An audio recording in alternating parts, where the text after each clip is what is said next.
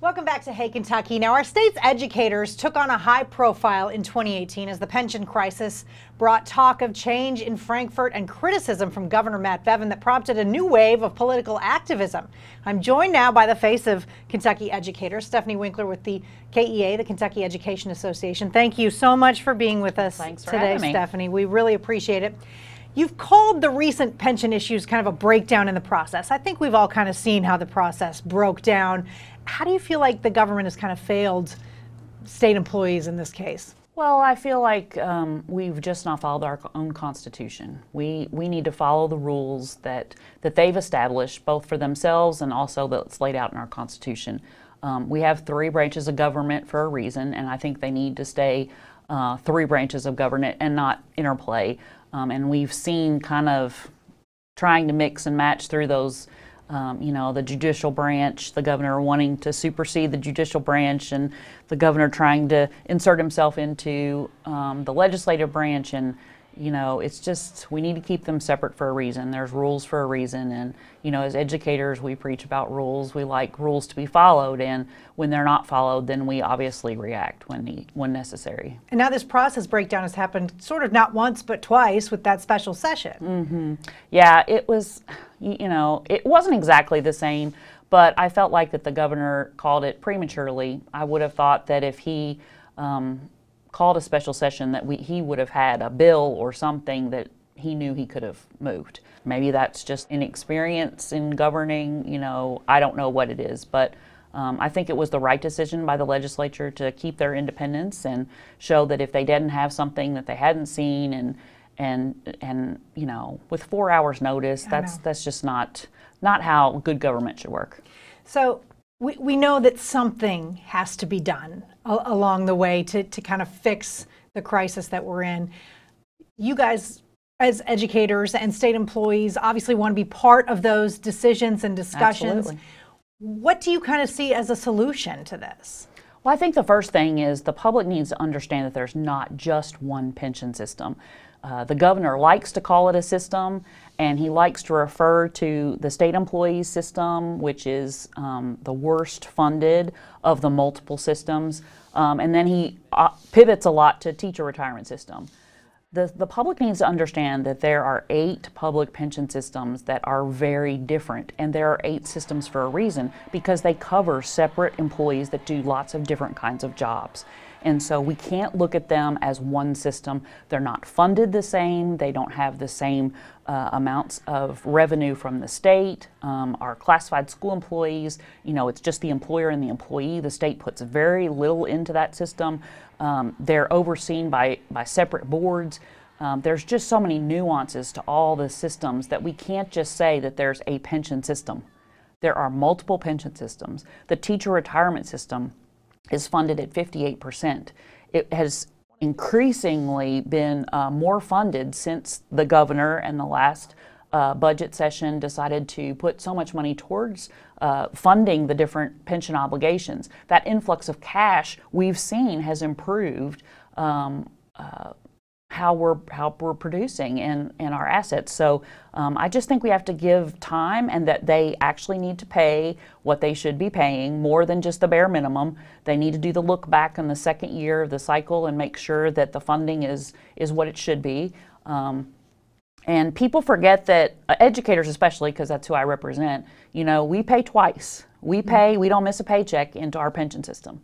And teachers don't pay into Social Security. They're not eligible because we don't pay in unless they have other jobs. But then there are penalties at the federal level when they retire, and so it's greatly reduced. So all we have is our pension. But on top of that, we're also taxpayers.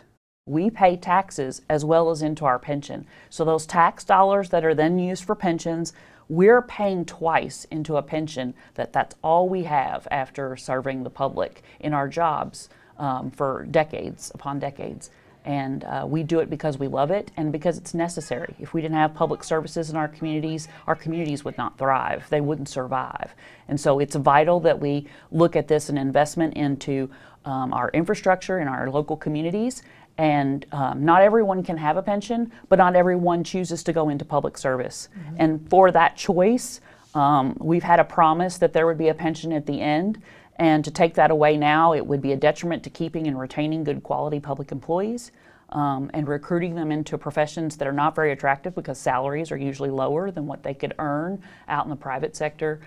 So there's just so much to look at when it comes to pensions. It's not black and white. It can't be solved in a day. And as you said earlier, we want to be part of conversations to help make solutions. We did that in 2010. We had the shared responsibility plan that helped pre-fund our post-65 retirement health care. That fund is growing in the last 8 years, well 9 years now, we're in 2019. It's gone from 0% to almost 30% pre-funded for post-retiree health care. We have ideas, we have solutions to keep our pension fund strong. And I think all the pensioners in each of those systems should be able to come to the table and help propose solutions into how they think their pension system could survive for the long term. You've been in this position for 5+ years. Could you have imagined over the last 12 months, before everything kind of went down, the sort of political activism that educators would be taking part in? Well, for me, it's almost a wish come true, because I have always been someone that, for myself, I've never been afraid to use my voice. I'm very respectful, but I'm never afraid to bring up that there sometimes might be a different solution or a different path. And there's a lot of educators, for lots of reasons, that simply think they don't have a voice, which is why they depend so heavily on KEA to be that voice, so that they can concentrate on educating our youth. But at the same time, this last year has spurred so much involvement into getting back to everything that has to do with education revolves around some politician making a decision. Everything in our job is decided upon by someone that's elected, from the local school board to the site-based council, all the way up to the state legislator, and then to the federal, the president and Congress. All those federal, state dollars, they all affect us and impact us in our classrooms and our work sites. And we are excited about this new sort of resurgence in people becoming active in their government, not just in education, frankly, but just as a community. We must be engaged with our political representatives because they represent constituents. We vote for them. We can vote new people in. We can vote people out.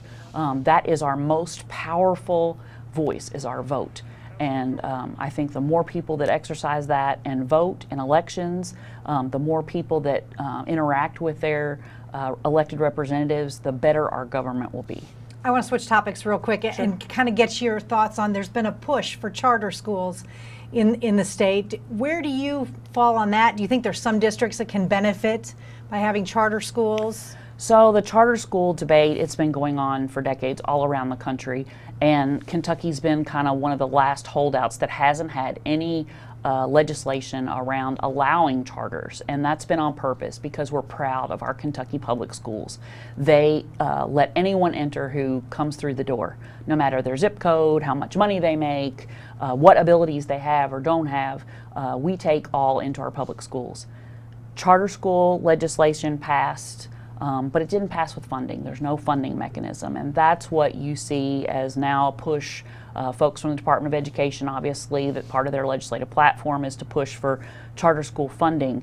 But we feel like that our Constitution is very clear that it is the state's responsibility to take care of our public system of common schools so that every child can have a free and appropriate public education.